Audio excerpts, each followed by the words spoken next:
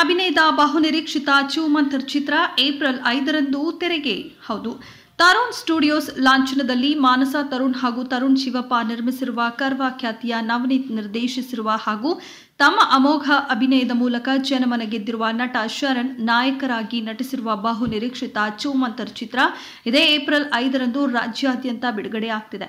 ಈಗಾಗಲೇ ಟೀಸರ್ ಮೂಲಕ ಮನೆ ಮಾತಾಗಿರುವ ಚೂಮಂತರ್ ಚಿತ್ರದ ಟ್ರೇಲರ್ ಸಹ ಸದ್ಯದಲ್ಲೇ ಬಿಡುಗಡೆಯಾಗಲಿದೆ. ಇದೊಂದು ಹಾರರ್ ಚಿತ್ರವಾಗಿದ್ದು ಈ ಹಿಂದೆ ಬಂದಿರುವ ಹಾರರ್ ಚಿತ್ರಗಳಿಗಿಂತ ಸ್ವಲ್ಪ ವಿಭಿನ್ನವಾಗಿದೆ.